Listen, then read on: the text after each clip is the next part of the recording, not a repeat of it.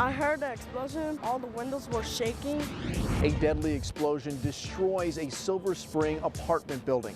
Hear from some of the families who are still waiting to find out what happened to their loved ones still missing. Those affected by the explosion coming here to a Red Cross Disaster Relief Center.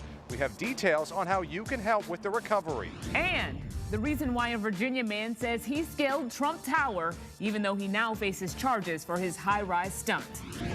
How can you forget your own child?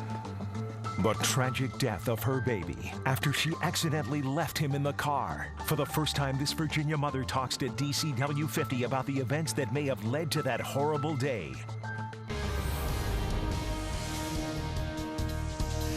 DCW 50 News at 10 starts now. Good evening, everyone, and thank you so much for joining us tonight. I'm Candace Burns, and tonight's Top 10 at 10 starts with the tragedy in Silver Spring. A massive explosion sent flames tearing through an apartment building overnight. At least 2 people are dead, dozens more injured, and some 100 others don't have a home to go back to. We have live team coverage for you tonight. Some families still waiting on word about their loved ones, and so many people wondering how they can help the devastated community rebuild. But first, we have more on the investigation by local and federal law enforcement officers who are right now trying to figure out how this happened. Jasmine Norwood spoke to some people who believe the blast may be gas related. Rescue and recovery was the focus for hours in Silver Spring Thursday after an explosion at the Flower Branch Apartments complex. At approximately 11:52 p.m., an off-duty Montgomery County police officer was alerted to an explosion and a fire. Now, to give you an idea of how strong this blast was, you can see windows are knocked out, balconies are destroyed, and actually the entire center of that building is gone. It all collapsed. Now, people who live in the area tell us they heard and felt the blast from blocks and blocks away. And we've seen windows in the shopping center across the street from the complex blown out. We have a patient we're taking to the hospital now for burns, so we need more units over here if we have any. The number of injured continued to climb. More than 30 residents and 3 firefighters were rushed to the hospital. Not everyone made it out. At least 2 victims were found dead inside the building. As crews worked, families and friends stood near, waiting for updates. One of the family, he lives there. He has kids. Andres Gomez says he knows people that lived in the building that often complained of a gas smell. And some people, too, I heard, they've been talking about there's the gas smell, but they didn't fix it. They didn't fix the gas.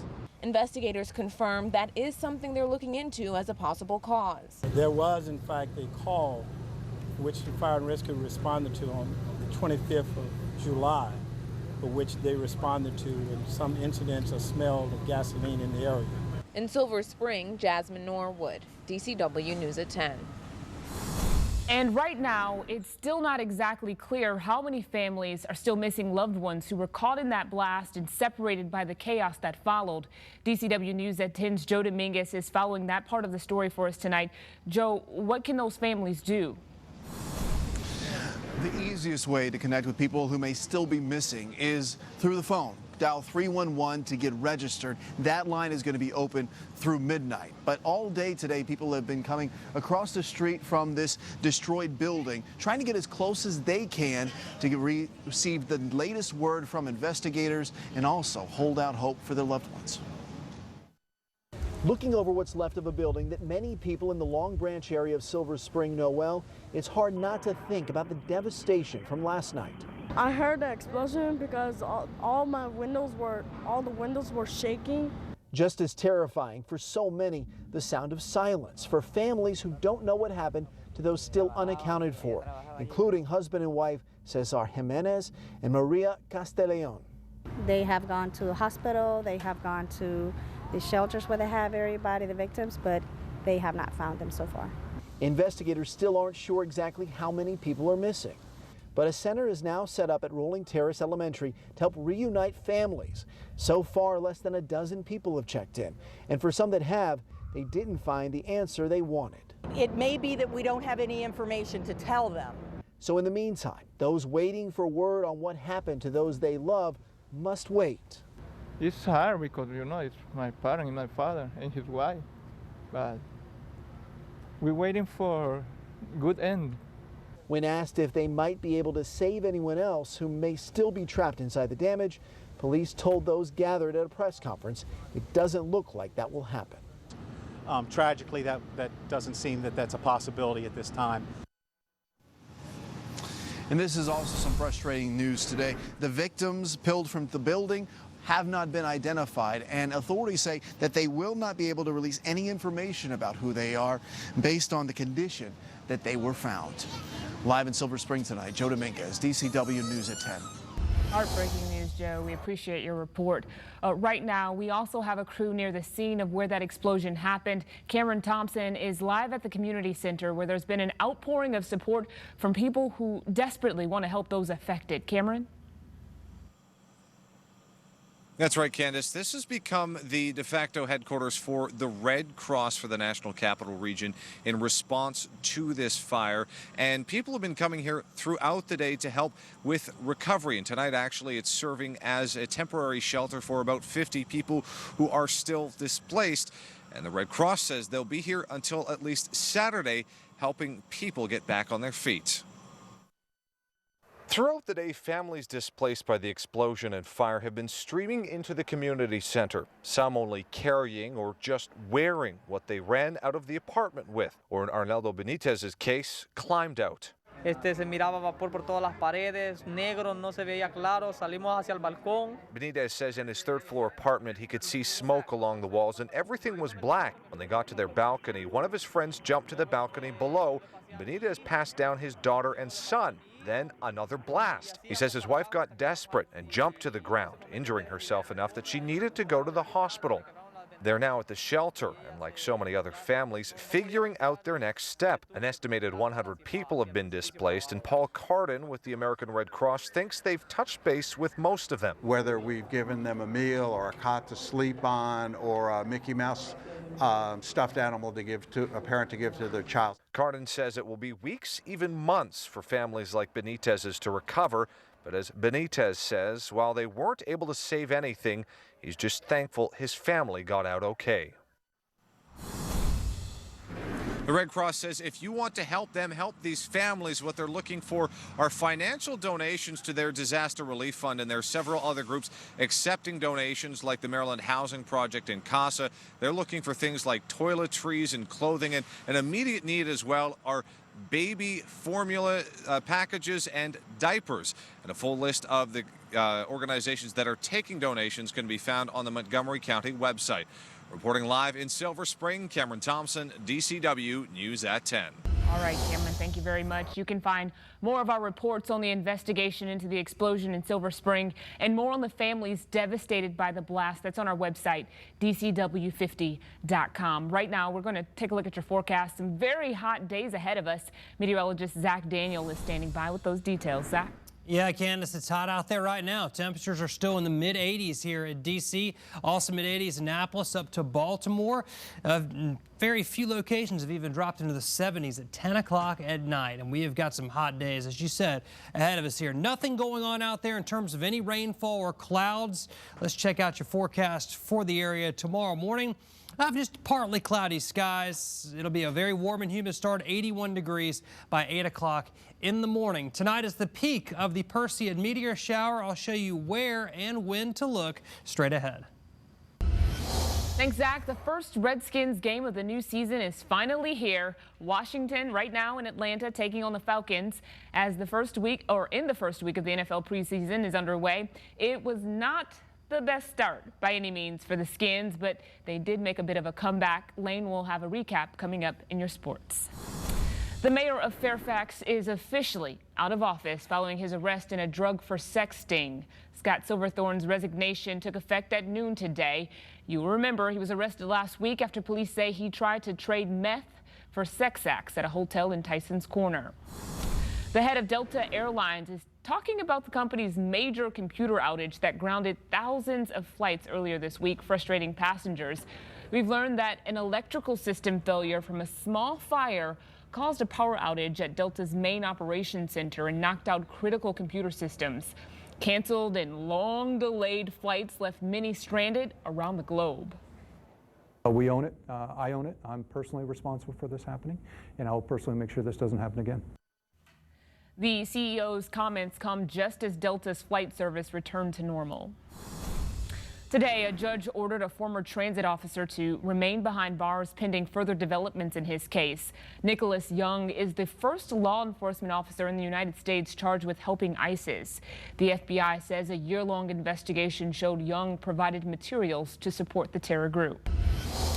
Charges have been filed against the Virginia man who scaled the Trump Tower in New York City using just suction cups. 19-year-old Stephen Regatta of Great Falls is charged with reckless endangerment and trespassing. In a YouTube video posted the day before he made that climb, the self-proclaimed researcher says he wanted a personal meeting with Trump. Coming up, she accidentally left her baby in a parked car. And now, for the first time, this veteran is speaking out about what caused her to make that deadly mistake and how treatment could have prevented it. Stay with us. You're watching the DCW News at 10.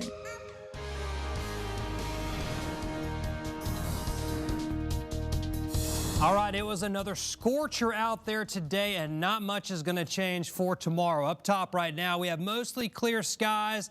Had a few showers develop out in parts of the higher terrain of Virginia, West Virginia, and Maryland, and just a few debris clouds coming on in from that. But overall, skies are mostly clear, and that sets us up for really good conditions to view tonight's Perseid meteor shower. It does peak tonight. The best viewing conditions will be after the moon sets. It's going to be about 1 o'clock in the morning, setting across the western horizon. And I've got favoring the northeast sky, but really if you just find an open area and look straight up, let your eyes adjust, you'll start to see some of those meteors. 150 to 200 meteors per hour. That's a really good meteor shower to see, a couple per minute. Not everybody's going to see that many. You got to keep in mind, if you see one per minute, that's a really good meteor shower. And usually if you see a dozen or so, that makes it worth it. This could be a pretty spectacular show for a little while overnight tonight. 78 the morning low, 97 the afternoon high. It was a really hot day out there. Only missed the record by 4 degrees. 101 set all the way back in 1900. Right now 86 degrees, but it still feels like 94 because of that high dew point at 74. Temperatures across the rest of the area, lots of 80s, only a couple 70s back way to our west. So it's a very warm night, and it'd be hard pressed to drop into the 70s, but we'll do that for a short period of time tomorrow morning. Low of 78 in D.C., 76 over Manassas, 77 up in Leesburg, and highs tomorrow right back up into the mid and upper 90s. Heat index well into the 100s, the hottest part of the day. A slight chance for a shower thunderstorm in the afternoon and evening. The main story tomorrow, just the heat and the humidity. Let me take you through it hour by hour. Rest of tonight, not a whole lot happening out there. Quiet tomorrow morning. Tomorrow afternoon, just a few pop-up showers and storms, especially north and west of the D.C. area. Quiets down by Saturday morning, and then a little better chance by Saturday afternoon of seeing a few pop-up storms in the area. And those rain chances will continue to get a little bit better each day heading into Sunday and early next week. There are your temperatures for highs. Next couple days will be the hottest. Then we'll gradually start to cool off a bit, and highs in the 80s by Wednesday and Thursday will be a very welcome change. And looking at your rain chances, pretty slim over the next few days. They get a little better Monday through Wednesday at 40% as that front moves into the area. All right, here's a look at your 7-day forecast. Overnight lows, upper 70s, even 80 for a low. Sunday morning, a low of 80 degrees is what I'm going with. So 3 very hot and humid days. Then we get a bit of a break Monday into Tuesday, and then even more so into Wednesday and Thursday. Thanks, Zach. It has been nearly 10 years since a Virginia baby died after his mother left him in a hot car. Lynn Balfour was acquitted in 2008, thanks in part to the testimony of the Army reservist who tried to save her son's life. Balfour, also a veteran, was diagnosed with severe depression and PTSD. For the first time, she's explaining what she believes caused her to make such a deadly mistake. DCW News at 10's Laura French has our story. In order to understand the bond between this army of one, you must first understand the battle, the bloodshed. I was listening to hymnals and seeing flags folded on average about 3 or 4 times a week. The horror. They violated me in a way that took a piece of me I can never get back. And the tragedy that happened March 30th, 2007.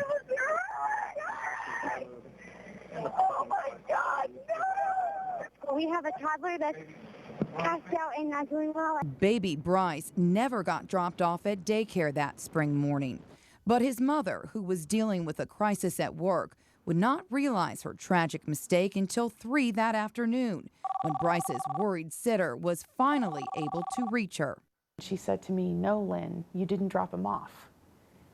And I immediately, my heart stopped. But Bryce, bundled tightly that cool March morning, was exactly where Lynn left him 7 hours earlier, here in the parking lot at the JAG school at UVA. She ran outside to find him. The one thing I remember was that a gentleman got out of the back and he was in uniform. He was in Army uniform. And I thought to myself, everything's going to be okay. That gentleman was fellow Army reservist and medic Landon Steele. I rode on top of Bryce's chest. I continued compressions on him all the way into the ER bay. But despite their efforts, young Bryce was pronounced dead at the hospital. Balfour would be arrested and tried for second-degree murder, but she would be acquitted by the jury, in part due to the words of the man in uniform who tried to save her baby's life. He flew all the way back from Iraq to testify on her behalf. Not everybody can have a happy ending.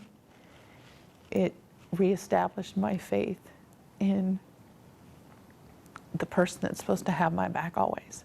Balfour says that faith was destroyed a year before Bryce was born, while serving in Hawaii. Someone broke into my room or gained entry into my room, and in the middle of the night, it was pitch black, and he assaulted me. He raped me. A secret she's kept for more than a decade, and for the first time is sharing publicly. Balfour was diagnosed with severe depression and post-traumatic stress disorder. I'm from going through the counseling now to see the way that things are connected, and that is very possibly the cause of why I forgot that day is very hard to deal with. My name is Dan York. I'm the founder of VetRest. Balfour credits this Major General for the courage to seek treatment at Walter Reed Hospital and continue her healing through his nonprofit, VetRest. And Lynn Balfour was recently named D.C.'s director of VetRest. The first person she hired was Landon Steele. They both now work to help their fellow veterans suffering from PTSD. Meanwhile, the military is actively investigating Balfour's sexual assault claim. We'll be right back. Good evening, everyone. How much should Redskins fans put into tonight's preseason opener in Atlanta? It depends on who you ask and how much everyone would get on the field. For the starters, that didn't figure to be too long. First quarter down in a less than packed Georgia Dome tonight. Kirk Cousins looked very good in limited time he was out there. Went 5 for 5 for 39 yards, but he was only in for one series and did not lead the Redskins to any points. Atlanta's Matt Schaub, former UVA standout, goes up deep to Aldrick Robertson, the former Redskin. Plays Quentin Dunbar, gets down inside the 5, set up their first touchdown. Falcons led 13-3 at the half, and then to start the second half, from bad to worse for the Redskins special teams, J.D. McKissick, 102-yard kickoff return. Falcons led 20-3 at that point. They go on for the 23-17 win, dropping the Redskins to 0-1 in the preseason. The Ravens are hosting the Panthers tonight. They are carrying a 3-point lead into the fourth quarter up in Baltimore. Simone Biles and Allie Raceman took home gold and silver, respectively, in the individual gymnastics all-around final today. Biles is the 4th straight American to win the individual gold and the 5th overall. She adds this Olympic title to her 3 world titles. Ryan Murphy won another swimming gold, this time in the 200-meter backstroke, and Michael Phelps won his 4th consecutive gold medal in the 200-meter individual medley, his 15th career gold, which is the most all-time. LeBron James will reportedly sign a 3-year, $100 million contract extension with the Cleveland Cavaliers. It makes James the highest paid player in the NBA for the first time in his career, and by the second year, he will top the $33 million per year record salary set by Michael Jordan nearly 20 years ago. He has led both Miami and Cleveland to the NBA Finals in each of the last 6 seasons. And the Wizards' schedule came out tonight. Their home opener will be November 2nd at home against the Raptors. The DCW 50 News at 10 is coming right back. All right, there's your 7-day forecast. More of what we have been dealing with. Upper 90s for highs, overnight lows barely getting below 80 degrees. All right, thanks, Zach. We're so happy you joined us tonight. That's all for us. Seinfeld's next. Have a great night.